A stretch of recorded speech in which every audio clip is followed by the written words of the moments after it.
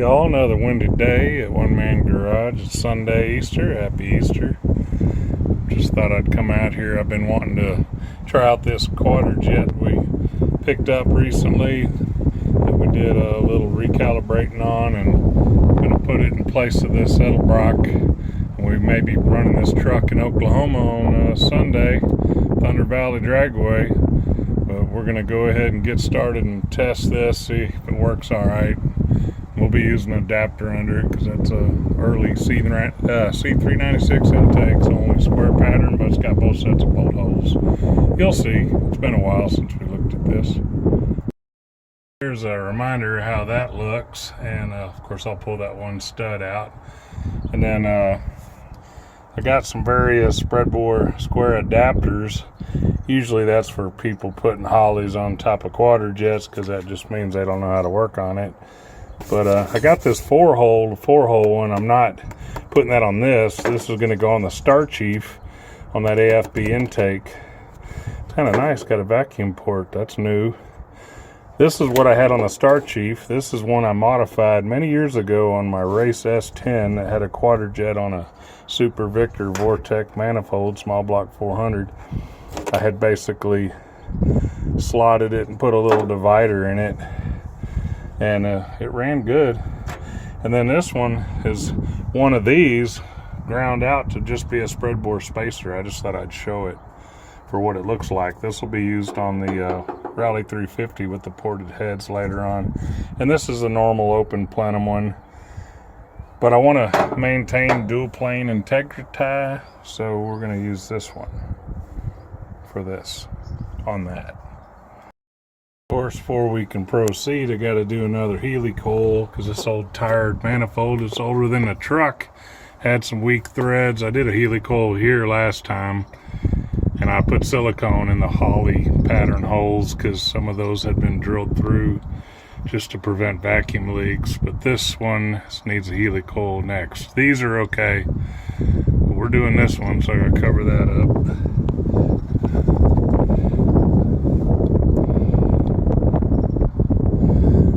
Use a 21/64 drill bit so that I can do the tap and then put the doodad in there. Well, it's in there. Could stand to be a little bit flusher, but I think the gasket thickness will take care of that. Happen to have one more new Mr. Gasket 54C. You want the double bolt pattern, thin, open on the bottom. I know the divider won't be totally sealed, but you get the gist. Plug in the back of the carb because the power brake booster is teed off running the transmission vacuum. I guess we'll recheck timing and stuff later. Maybe we'll go back to vacuum advance. We hadn't been running it for a while. I don't think it matters on the highway because all the timing's in anyway, but we're going to lay this on there. Well, got lines connected, finger tighted the studs in the back, washers.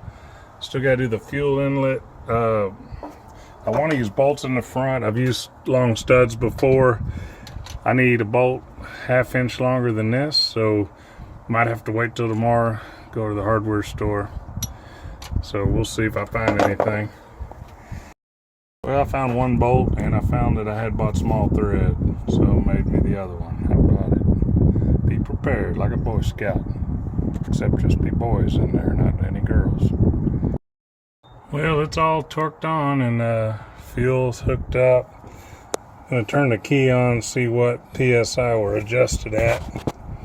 Quadrajets really don't want to go over 6 pounds, and they only need really a good supply of 4 pounds to run right. They actually can run rich if you go up too high. So if I can get somewhere in the 5 range, I'd be pretty pleased. But plus or minus a pound be all right. See what happens.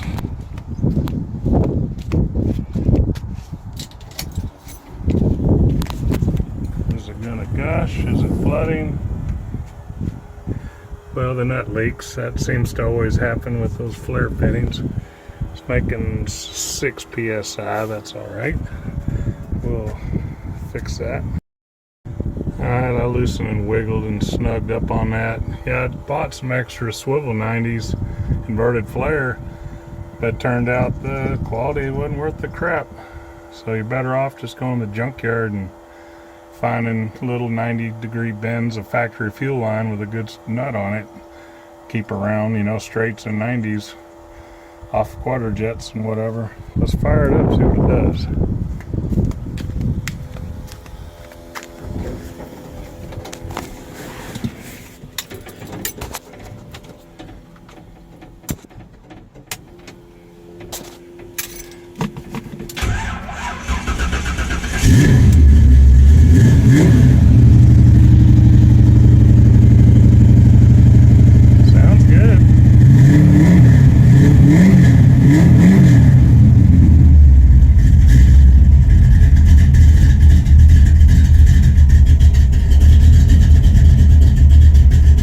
Choke, by the way.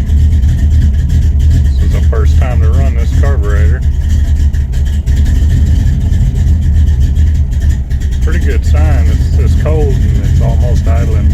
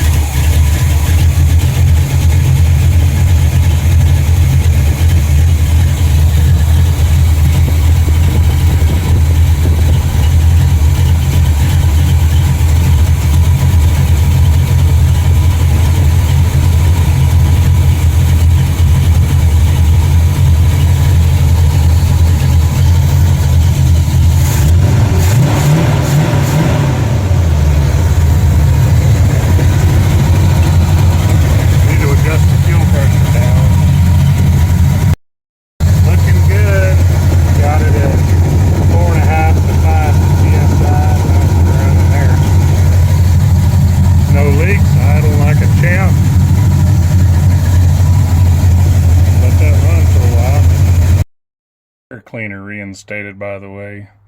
The stud off the 800 Edelbrock just barely long enough, and I think I'm gonna cut some of this shit out because we've had studdage into this before, and you know, it's cow hood but a stock hood brace, kind of dumb. Really ought to cut the whole damn thing out.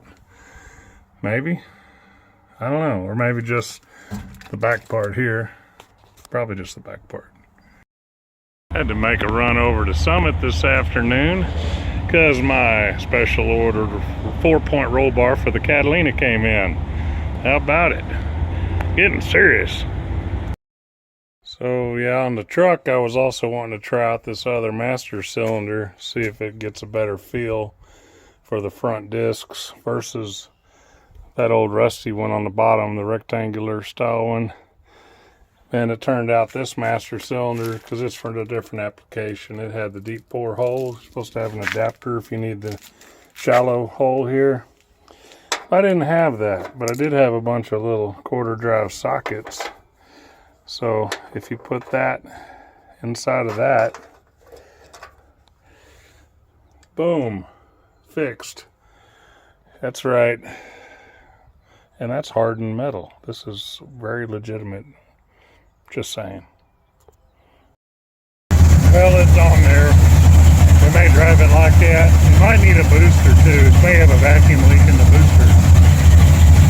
So I spray carb cleaner over there in the idle chain.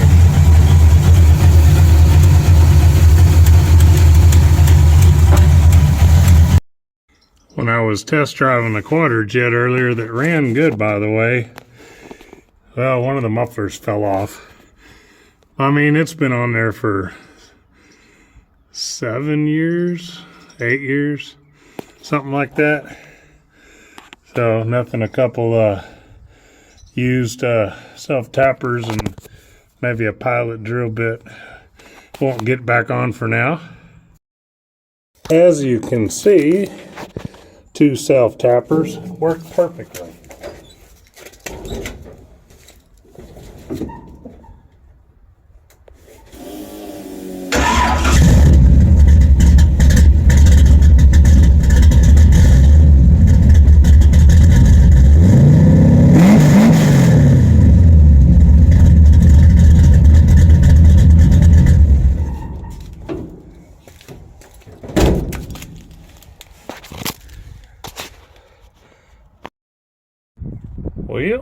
Tuesday afternoon. I drove this to work today and drove good. Still need to do some more brake work though. It's still spongy. I'm going to be trying to replace the 9-year-old front brake hoses on the calipers and mess with that later in the week, and try to figure out why we're not getting grabby front brakes ever since I messed with the master cylinder. Because I mean, all the air would have been just at the top, and I bled it. So anyways, it's that fuel pressure's I think a little low. Last time I looked yesterday, it was only 4 to 4.5, and wasn't reading 4.5 to 5. And getting on it, it's kind of surging over 4,000 in low gear, and instead of promptly shifting at 5,300. So in second gear was struggling to get past 4,500. So I'm sure its pressure's a little too low, so I'm probably going to bump that up to 5 pounds. Maybe do new filters. Got the pre-filter underneath in this one. Maybe change those out, and I might even rich in the secondaries, or I can wait till I do the fuel pressure and filters first. Just little tuning stuff, because if we do races Sunday in Oklahoma and want to, kind of get the wide open throttle performance sorted out, need to double check the total timing, make sure it's still, like at 32 mechanical total, and not accidentally bumped and over advanced or whatever. Hopefully that's unlikely. Just needs a little more fuel pressure. And yank the secondary metering rods, and you can see the difference. The thicker tips at the end is leaner, and I grabbed an old classic pair of DGs, the ones closer to you. Those are we used to find those in 472 cubic inch Cadillacs, and DG, I always consider that called damn good, like a good rich metering rod for some big HPs. So just in case, that's going to help, because the primary jets are only like 71s on this, so it's not rich, wide open in the front. It drives good, but we need to make sure it's not lean on the secondaries. So we're going to go all out, and I already changed this filter. The other one was pretty old. I'm going to do the other one underneath, and the fuel pressure's adjusted up to, like, with the car off, it's 5 3/4. But it was only showing like 4.5 running yesterday, so I'll see what it is running in a minute. Thing I noticed on this carb, I already put the other metering rods in, the one screw right here. Easier than any other carburetor design in the world. Another reason Quadrajets are the best. And if you hate them, it's because you don't know how to work on them. See this little tang right there where my thumbnail is? That limits the secondary doors. And I kind of seemed like I could tweak that. We used to bend that out a little bit, make sure we got full verticalage on the lower part of the flap. So might tweak that a little bit with the needle nose. For the sake of old times, that is tweaked now, just for a little bit more. We want to get all of the 750s. Well, hello under truck filter, pre-filter to the electric pump. We're going to go ahead and change you out, because I really don't remember how long it's been on there. 2 years? 3? 1? I don't know. Well, got the filter underneath changed and shampooed my hair with some gasoline. So I guess I'm sleeping outside tonight. Guess we'll fire it back up. Then we're going to have to check timing. Well, now it's not getting any fuel pressure, like it ain't sucking anything. I wonder, I had a leak right there, because apparently this filter's more of a 5/16 than a 3/8, so I had to tighten the crap out of it so the pressure side wouldn't spray gas. And now I'm wondering if it's sucking air on the bottom, even though I got the screws tight. That's effing great. Had 2 other 3/8 filters left that'll fit better. One's a new old stock chrome Mr. Gasket piece of shit, and this other Pentius, which is kind of like a Wix. I guess I'll put this shit on. Well, plan C 2.0 is that Mr. Gasket one was 5/16, so nope. And I had a good used patinaed but clean Fram 3/8, and it's fine. I think it came off the Firebird. It was in running shape not long ago. I'm gonna put that on as the upper for better hose fitment. It must have been sucking air to the pre-filter because it immediately primed back up, and I got it adjusted back to 5 3/4 static. Let's see what it runs at.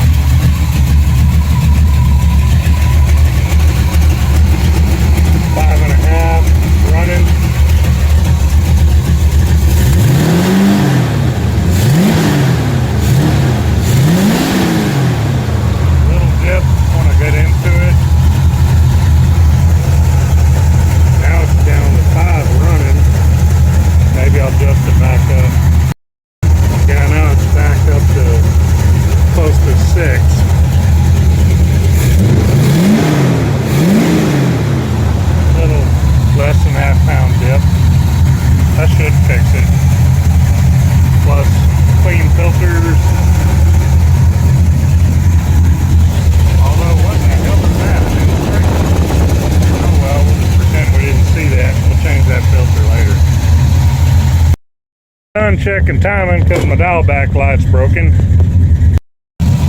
Great test drive.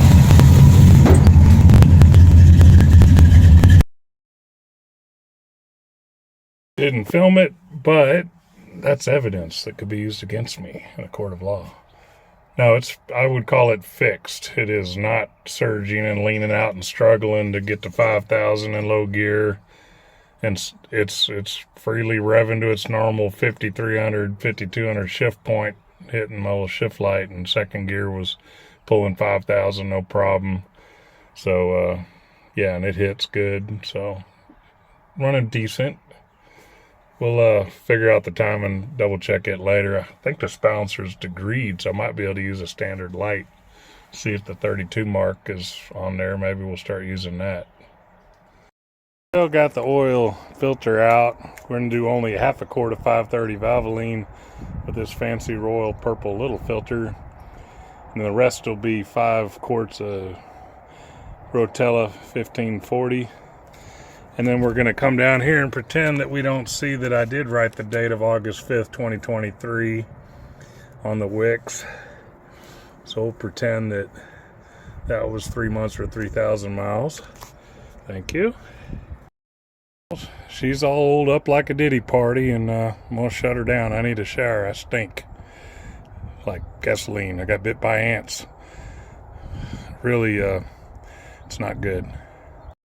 Friday before the Sunday races in Oklahoma, and decided I felt like doing some inappropriate body work. So I've had this dent's been in this top ridge of the tailgate for many decades, who knows.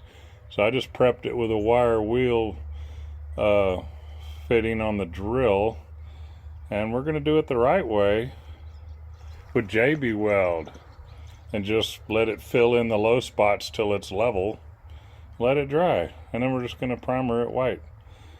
It's better than Bondo, so say what you will, but this job ain't for you, bro. Yeah, we had some holes here I drilled out that used to be snap rivets from when the old bed was on here. It had tonneau cover in the past. I just threw that crap in there. I'm going to let it dry overnight, and I'm just going to hit it with the grinder with the flapper sander on it and aggressively sand the shit off just till we get little circles down here where I drilled it out. Left a little bevel in the metal, so it should have grabbed good. And just trying to get up, basically just not have a giant hole here. It doesn't have to be perfect. This is just because I don't want to just paint that giant hole white tomorrow with the primer. I'm going to try to sand the top of the bed rails, get those cleaned off in this area, pull this trim off, and you know, scuff all this up, try to get a good clean white touch-up paint on there. We'll see how it goes. Using some various paint stripping methods, I've took pretty much all the upper part down to the metal. JB Weld's just filling the ridiculous part of the hole. Obviously it's still a hole, but it won't be as bad as it was. Took that trim off, be putting it back on, just trying to get maybe a smoothish white upper half and put the trim back. Nothing exciting. Just do the 20-footer paint job because that's my skill level, is 20-footers and possibly astigmatism. But now there's some runs, but hey, you know, now it looks like the back of the truck's one color. That's something. I don't guess I'll get to the roof today or the hood, but it's something. Probably should work on the brakes. Ready to go racing tomorrow. Thunder Valley Raceway, just south of Norman, Oklahoma. There's still some yellow left on this thing, but we're in white lightning mode. Let's go some rounds. Not bad,